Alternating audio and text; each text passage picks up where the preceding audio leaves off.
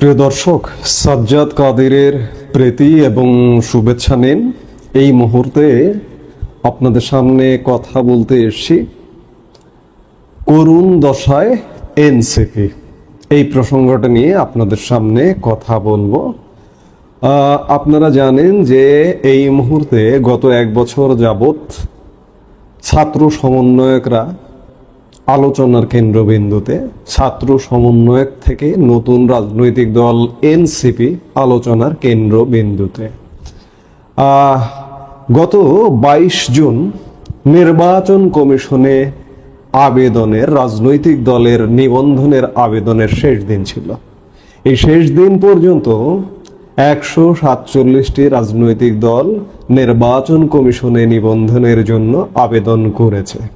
ইতিমধ্যে 50টি রাজনৈতিক দল নিবন্ধিত আছে। এর বাইরে এই 147টি রাজনৈতিক দলের মধ্যে ছাত্র সমন্বয়কদের যে রাজনৈতিক দলটি, এই দলটি আছে। এই দলটি নানা কারণে আলোচনার কেন্দ্রবিন্দুতে, কিন্তু অত্যন্ত পরিতাপের বিষয় যে দলটি আসলে একটা করুণ দশার মধ্যে আছে। এই যে নির্বাচন কমিশনে আবেদন জমা দিতে গিয়েও এই দলটির সম্ভবত তার পদটা হবে মুখ্য সমন্বয়ক বা এরকম কিছু, নাসিরউদ্দিন পাটোয়ারি, আমি যদি ভুল না করে থাকি। তিনি নিবন্ধনের আবেদন দিতে গিয়েও বললেন যে জাতীয় সংসদের 400 আসনের মধ্যে 300 আসন পাবে এনসিপি। জাতীয় সংসদে 400 আসন কোথায়, কিভাবে এসছে? যাই হোক, অনেক কিছু সামনে পেছনে চিন্তা না করেই হয়তো বলেন, কিন্তু এই যে 300 আসন পাওয়া এই রাজনৈতিক দলটির কি করুণ দশা আপনারা যদি দেখেন, আমি বাংলাদেশের একটি অঞ্চলের করুণ দশাটা আপনাদের সামনে একটু তুলে ধরতে চাই। যে ধীরে ধীরে আরো দিন যত যাচ্ছে, আলোচনা আগ্রহের কেন্দ্রবিন্দুতে থাকা দলটি কোথায় যাচ্ছে। ঘটনাটি রাজশাহী মহানগরের একটি গণমাধ্যম শিরোনাম করেছে, শর্ট নোটিসে এনসিপির বিক্ষোভ, জেলা মহানগর মিলিয়ে জমায়েত 2.25 ডজন। অর্থাৎ তারা বলতে চেয়েছে যে 2.25 ডজন সদস্য নিয়ে তারা একটি বিক্ষোভ সমাবেশ করেছে রাজশাহী মহানগরে। খবরে বিস্তারিত বলা হচ্ছে, জাতীয় নাগরিক পার্টির রাজশাহী জেলা ও মহানগর ইউনিটের সদস্য সংখ্যা 43। তবে গতকাল মঙ্গলবার বিকেলে 2 ইউনিটের ব্যানারে রাজশাহীতে আয়োজিত এক বিক্ষোভ সমাবেশে 27 জন নেতাকর্মী উপস্থিত ছিলেন।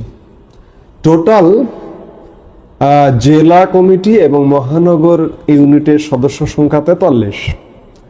উপস্থিত ছিলেন বিক্ষোভ সমাবেশে 27 জন, অর্থাৎ কমিটিতে যারা আছেন তারাই উপস্থিত ছিলেন না। জনবল সংকটের প্রশ্নে দলটির দায়িত্বশীল নেতারা বলছেন, শর্ট নোটিসে কর্মসূচি ঘোষণা করায় এমন সংকট ছিল। আগের রাতে এনসিপির কেন্দ্রীয় কমিটির সদস্য সচিব আক্তার হোসেন সহ অন্যদের উপর ককটেল হামলার প্রতিবাদে গতকাল বিকেলে রাজশাহী নগরের সাহেববাজার 0 পয়েন্টে বিক্ষোভ সমাবেশের ডাক দেওয়া হয়েছিল। রাজশাহী জেলা ও মহানগর ইউনিটের ব্যানারে এ কর্মসূচি অনুষ্ঠিত হয়। যেটি হোক, শর্ট নোটিসে ডাক দেওয়া হোক আর যেটি হোক, অন্ততপক্ষে কমিটির 43 জন তো থাকা উচিত। আচ্ছা, শুধুমাত্র কমিটির 43 জনকে দিয়েই কি ভোট হবে? আগামী নির্বাচনের বৈতরণী পার হওয়া যাবে, নির্বাচিত হওয়া যাবে? আসলে এনসিপির অবস্থাটি কিন্তু এমন। সারা দেশে এনসিপি এমন করুণ দশায় নিবর্তিত। আজকে বলা হচ্ছে যে আগামী দিনে ক্ষমতায় আসবে এনসিপি। কিভাবে আসবে আমরা তো বুঝি না, আমাদের মাথায় তো সেটি ঢোকে না। অথচ এই এনসিপির মানুষের মন জয় করে, মানুষের হৃদয় জয় করে যথেষ্ট সুযোগ ছিল একটা জায়গায় আসা, এমনকি সংসদে যাওয়া, কিন্তু সেই সুযোগ হেলায় হারালো। আমরা ঘুরে ফিরে সেই পুরনো রাজনৈতিক দলগুলোর মধ্যে আবর্তিত হচ্ছি। এই আবর্তন ভাঙাটা খুব সহজ ব্যাপার নয়। আপনি যদি ভিন্ন কিছু না করেন, আপনি যদি ব্যতিক্রম কিছু না করেন, তাহলে কিন্তু কোনোভাবেই সম্ভব নয়। আপনি যতই গাল গল্প মারেন যে 400 আসনের মধ্যে 300 আসন পাবেন, নিবন্ধনের জন্য জমা দিয়েছেন নিবন্ধনের আবেদন, নিবন্ধন হয়তো পেয়েও যাবেন, প্রতীকও হয়তো পেয়ে যাবেন, কিন্তু কি হবে? এই 147 দল নিবন্ধনের জন্য আবেদন করেছে, ইতিমধ্যে 50টি দল নিবন্ধনকৃত, অর্থাৎ প্রায় 200 রাজনৈতিক দল। এই 147 দলের মধ্যে নিবন্ধন পাবে তো অনেকগুলো। এই 200 রাজনৈতিক দলের প্রধান যে রাজনৈতিক দল কোনগুলো? আওয়ামী লীগ।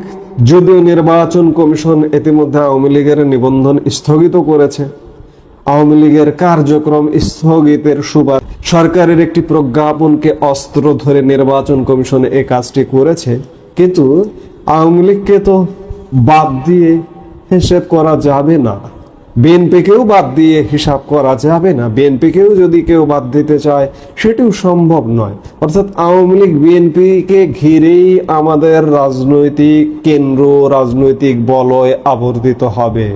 এনসিপির সুযোগ ছিল, সুযোগ কাজে লাগাতে পারলো না। দিনকে দিন এই দলটি করুণ দশায় পৌঁছে যাচ্ছে। যার দরুন আমি রাজশাহীর উদাহরণ দিলাম।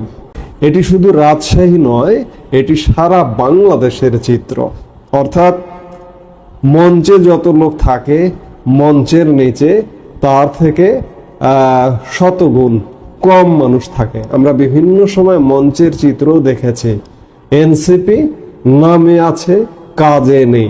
অর্থাৎ কাজীর খাতায় আছে, গোয়ালে গরু নেই অবস্থাটাই হয়ে গেছে এনসিপি এমন। এই মুহূর্তে এ পর্যন্তই। সবাই ভালো থাকুন, সুস্থ থাকুন। আমাদের ভিডিওগুলো নিয়মিত পেতে সাবস্ক্রাইব করুন Sajjad Kadir and the legends YouTube channel এবং লাইক, কমেন্ট, শেয়ার করে সাথে থাকুন।